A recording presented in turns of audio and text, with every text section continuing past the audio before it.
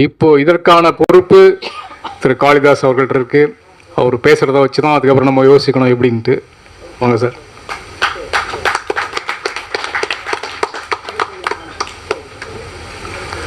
மதிப்பிற்குரிய அதிகாரிகள், தொழிற்சங்க தலைவர்கள், பட்டிமன்ற நடுவர், பேச்சாளர்கள், பெரும் திரளாக கலந்து கொண்டு பட்டிமன்றத்தை சிறப்பிக்கும் அன்பு சகோதர சகோதரிகளே, உங்கள் அனைவருக்கும் முதற்கண் எனது அன்பான வணக்கம்.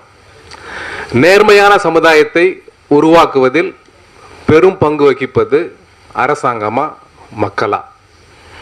இதில் அரசின் பங்கு இருந்தாலும் பெரும் பங்கு வகிப்பது மக்களே. எப்படி? பாலூட்டும் மண்ணை நல் வழிகாட்டி நிற்பால் அறிவூட்டும் தந்தை நம் துணையாக வருவார். குருவான ஆசான் நம் குறை தீர்த்து மகிழ்வார். இறை போன்ற சான்றோர் நல் ஒழுக்கத்தை தருவார்.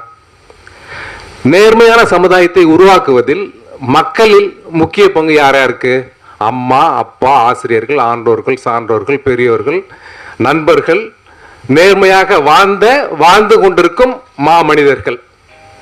நான் குழந்தையா இருந்தச்ச எங்கள் அம்மா சொன்னாங்க, கண்ணா நீ பொய் பேசக்கூடாது, திருடக்கூடாது அப்படின்னு. எங்கள் அப்பா குழந்தையா இருக்கச்ச அவங்க அம்மா இதை தான் சொன்னாங்க. எங்கள் தாத்தா குழந்தையா இருக்கச்ச அவங்க அம்மாவும் இதே தான் சொன்னாங்க. உலகில் உள்ள எல்லா அம்மாக்களும் தங்களுடைய பிள்ளைகள் நல்லவர்களாக, நேர்மை உள்ளவர்களாக இருக்க வேண்டும் என்று தானே விரும்புவார்கள். ஒரு தாய் எப்போது பெருமகிழ்ச்சி அடைகிறாள்? ஈன்ற பொழுதின் பெரிதுவக்கும் தன் மகனை சான்றோன் என கேட்ட தாய், தன் மகன் நல்லவன், வல்லவன், அறிவில் சிறந்த சான்றோன் என்று மற்றவர்கள் புகழ்ந்து பேச கேட்ட தாய், அவள் அவனை பெற்றபோது அடைந்த மகிழ்ச்சியை விட பெருமகிழ்ச்சி அடைகிறாள். பொதுவா அம்மாக்கள் எல்லாம் பிள்ளைகள் மீது அதீத அன்பும் பற்றும் கொண்டவர்கள். அப்படிப்பட்ட அம்மா சொன்னா பிள்ளைகளுக்கு நேர்மையான எண்ணம் வருமா வராதா? நீங்க சொல்றீங்க வரும், நிச்சயமாக வரும் என்று. ஆனா ஜான்சி மேடம் சொல்றாங்க வரும் ஆனா வராது அப்படின்னு. நடுவர் ஐயா, பிள்ளைகள் தங்களுடைய முதல் கதாநாயகனாக யாரை பார்ப்பார்கள்? தந்தை, அப்பா. தந்தை தான் முதல் கதாநாயகன். மட்டுமல்ல, உண்மையான கதாநாயகனும் தந்தை தான். அத்தகைய தந்தை பிள்ளையை தோளில் சுமந்து தான் பார்க்காத உலகத்தையும் தனது பிள்ளை பார்க்க வேண்டும் என்று பல இடங்களுக்கு அழைத்து செல்கிறார். அப்போது சில அரசு துறைகளால் அவருக்கு ஏற்பட்ட அனுபவத்தை பிள்ளையிடம் சொல்றாரு. குறுக்கு வழியில் வாழ்வு தேடிடும் குருட்டு உலகமடா, இது கொள்ளையடிப்பதில் வல்லமை காட்டும் முரட்டு உலகமடா. மகனே தெரிந்து நடந்து கொள்ளடா, எதையும் புரிந்து நடந்து செல்லடா. மகனே, நீ அது போன்ற இடங்களுக்கு போனா சம்திங் கேட்பாங்க, கொடுத்துடாத. கெஞ்சி கூட கேட்பாங்க, அப்பயும் கொடுத்துடாத என்றாரு. அப்பா பிள்ளைக்கு சொல்றாரு, நீ எப்போதும் நேர் வழியிலே செல்ல வேண்டும். அடுத்தவர் சொத்துக்கு ஆசைப்படக்கூடாது, மற்றவர்களை ஏமாற்றக்கூடாது. மகனே, நீ சொந்த காலிலே நில்லு, தலை சுற்றும் பூமியை வெல்லு, இது அப்பன் சொல்லிய சொல்லு. இப்படி ஊக்கமும் உற்சாகமும் தன்னம்பிக்கையும் தரும் பெற்றோர்கள் தான் இந்த அரங்கம் முழுவதும் நிறைந்திருக்கிறார்கள் என்பதை நினைக்கும் பொழுது துறைமுகமே பெருமை அடைகிறது. அத்தகைய பெருமைக்குரிய பெற்றோர்கள் எங்கள் அணியில் மட்டுமல்ல, அவர்கள் அணியிலும் இருக்கிறார்கள். இதை அவர்கள் உதடு மறுத்தாலும் உள்ளம் மறுக்காது. இது பெற்றோர்களின் வெற்றி, மக்களின் வெற்றி. எழுத்து அறிவித்தவன் இறைவன் ஆவான் என்று சொல்லக்கூடிய கல்வி கண் திறக்கும் ஆசிரியர்கள் பிள்ளைகளுக்கு கல்வியை கற்றுக் கொடுத்து, படிக்க வேண்டியதை பிழையில்லாமல் படி, பின்பு செயல்படு அதன்படி என்று கூறி பிள்ளைகளை வைரங்களாக பட்டை தீட்டும் ஆசிரியர்கள், மாணவர்களே, நீங்கள் கல்வி மட்டும் கற்றால் போதாது, உயிரை விட மேலானது ஒன்று உள்ளது. ஒழுக்கம் விழுப்பம் தரலான், ஒழுக்கம் உயிரினும் மேம்பப்படும் என்ற ஒழுக்கத்தை சொல்லிக் கொடுத்து நேர்மையான மனிதர்களை நாட்டுக்கு கொடுக்கிறார்களே, அது போல முடியுமா? அரசாங்கத்துல முடியுமா? சொன்ன பேசினிருக்கீங்க நீங்க. எங்க சகோதரிகள் திருமதி வனிதாவும் திருமதி உமா மகேஸ்வரி இருவரும் அரசுக்கு எதிராக ஒரு ருத்ர தாண்டவம் ஆட்டாங்க. சகோதரர் ஆனந்த் வந்தாரு. அவர் சிரிச்சுக்கிட்டே ஒரு ஆனந்த தாண்டவம் ஆடினாரு. நான் என்ன பண்ண போறேன்னா அந்த ருத்ர தாண்டவத்தையும் ஆனந்த தாண்டவத்தையும் கலந்து ஆட போறோம். இப்போ திரு ராம்குமார் பேசும்போது சொன்னாரு, மக்கள் வந்து பிளாஸ்டிக்கை வந்து பிரிச்சு கொடுக்கலன்னு சொல்லிட்டு.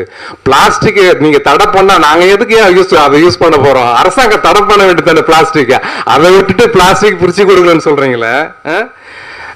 திரு ராஜ்குமார் பேசும்போது சொன்னாரு, மக்கள் அரசாங்க திட்டங்கள் அனுபவிக்கிறாங்கன்னு. அரசாங்கத்தில் இருக்கிறவங்க எப்பயாவது உங்க பிள்ளைகளை அரசு பள்ளியில சேர்த்திருக்கீங்களா? சொல்லுங்க முதல்ல, அதுக்கு பதில் சொல்லுங்க ஃபர்ஸ்ட். திரு சந்திரசேகர் சொன்னாரு, அரசு சட்டம் போடுது ஊழலை தடுக்குது அப்படின்னு.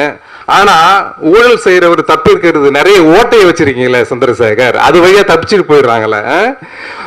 நீங்க வந்து நேரா வாங்குறதுக்கு இல்ல, டாக்குமெண்ட் ரைட்டர் மூலமாவும் டிரைவிங் லைசன்ஸ் எடுக்கிறாங்களா அவங்க மூலமாலாம் வாங்கிக்கிறீங்க. இப்போ ஊழல் ஒழிஞ்சா இருக்குது இல்லையே. திருமதி ஜான்சி மேடம் சொன்னாங்க, வீட்டை இனிமேல் நீங்க யாரும் பூட்ட வேணான்னு. மகாராஷ்டிரான்னு நினைக்கிறேன், சன்னி சிக்னாப்பூர் என்ற ஊர்ல யாருமே வீட்டை பூட்டமாங்க. அது வந்து கதவே கிடையாது அந்த வீட்டுக்கு. அரசாங்கம் சட்டம் போடுது, ஏன் ஊழலை இது வரைக்கும் தடுக்க முடியல? சட்டம் போடுவதும் நீங்க, அந்த சட்டத்திலிருந்து எப்படி தப்பிப்பது என்று சொல்லி தருவது நீங்க தானே. அவன் ஒரு காமெடியில வரும் சினிமாவில், அவன் இதுக்கெல்லாம் சரிப்பட்டு வரமாட்டான்றது. அரசாங்கம் வந்து இதுக்கெல்லாம் சரிப்பட்டு வருமா ஊழலை ஒழிக்கிறதுக்கு? வரவே வராது. கல்வியில டாப் 10 சரி, கலைக்கல்லூரி, பொறியியல் கல்லூரி, மருத்துவக் கல்லூரி, ஐஐடி, ஐஐஎம் டாப் 10 சரி. ஆனா ஸ்பீட் மணி வாங்காததுல டாப் 10 யார் தெரியுங்களா? சில அரசு துறைகள் தான். இதை நான் சொல்லல, பத்திரிகையும் தொலைக்காட்சியும் எடுத்த சர்வே சொல்லுது. இது எப்படி இருக்குன்னா, ஒரு குடிகாரர் இல்ல மது அருந்துவோர் இன்னொரு மது அருந்துவோரை பார்த்து தண்ணி அடிக்கிறதுலாம் ரொம்ப தப்பு அப்படின்னு அட்வைஸ் பண்ற மாதிரி தான் இருக்குது. நீங்க சொல்றதை பார்த்தா வண்டியை எடுத்துக்கிட்டு ரோட்ல போக முடியுதா? வாகன சோதனை, மக்களுக்கு வேதனை. ஆர்சி புக் இருக்கா, லைசன்ஸ் இருக்கா, டிரைவிங் இன்சூரன்ஸ் இருக்கான்னு கேக்குறீங்க. எல்லாம் இருந்தா ஓவர் ஸ்பீடு. இதெல்லாம் எதுக்காக? எல்லாம் கலெக்ஷன் செய்யும் மாயம். அப்படி இல்லைன்னா உங்களுடைய இயல்பு வாழ்க்கை, அதாவது இது மாமூல் வாழ்க்கை பாதிப்பு ஆகும். பத்திரப்பதிவு பண்ண போனா பர்ஸ் காலி ஆயிடுது, டிரைவிங் லைசன்ஸ் எடுக்க போனா டப்பு தீர்ந்து போயிடுது. இயல்பு வாழ்க்கைக்கு மாமூல் வாழ்க்கைன்னு பேர் வச்சிட்டாங்க.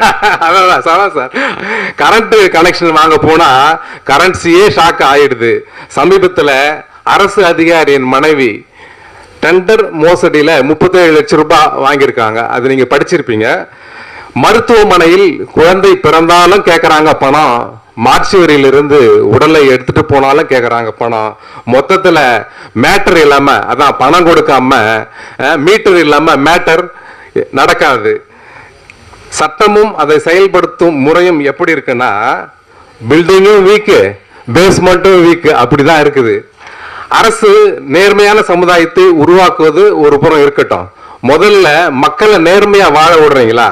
நடைபாதை நடப்பதற்கே இல்ல நீங்க கடை போட்டுங்க, ஆனா கட்டிங் கொடுத்துருங்க. இது ஒரு சாம்பிள் தான். இப்படி எல்லாத்துலயும் கட்டிங் பார்த்தா எப்படி?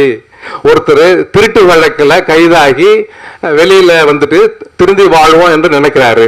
ஆனா அவர் சம்பந்தப்படாத வழக்குகளை அவர் மீண்டும் மீண்டும் அவரை கைது செய்து அவரை திருந்தவே விடுறது இல்லையே. இன்னொருத்தர் கொலை, கொள்ளை, ஆள் கடத்தல், பலான வழக்குகள்ல கைதாகி அடிக்கடி மாமியார் வீட்டுக்கு போறாரு, அதான் சிறைக்கு போறாரு. அரசாங்கத்தால் அவரை திருத்தவே முடியல. ஆனா ஒரு பெண், அந்த குற்றவாளியின் தாய் அல்லது மனைவி அல்லது அவர் பெற்றெடுத்த மகள் காட்டும் அன்பால அவர் திருந்திடுறாரு. சட்டத்தால திருத்த முடியாதவர் கூட சற்றே திருத்திடுது அன்பு, மக்கள் காட்டும் அன்பு. வறுமை நிலைக்கு விடாதே, திறமை இருக்கு மறந்து விடாதே, திருடாதே பாப்பா திருடாதே.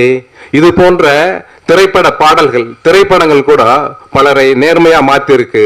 தொலைந்து போன பணத்தையோ நகையையோ பொருளையோ காவல் நிலையத்தை ஒப்படைத்து அப்பனைக்கே பாடம் சொன்ன சுப்பன் மாதிரி நேர்மைனா இதுதான் அரசாங்கத்துக்கே பாடம் எடுக்கிறாங்க சில தனிநபர்கள்.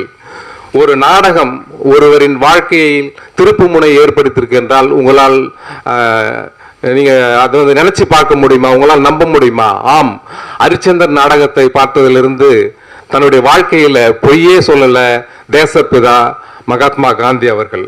இவரை போல பல ஆண்டோர்களின் வாழ்க்கையை பார்த்து படித்து கோடிக்கணக்கான மக்கள் இன்னைக்கும் நேர்மையா வாழ்ந்து கொண்டிருக்கிறார்கள்.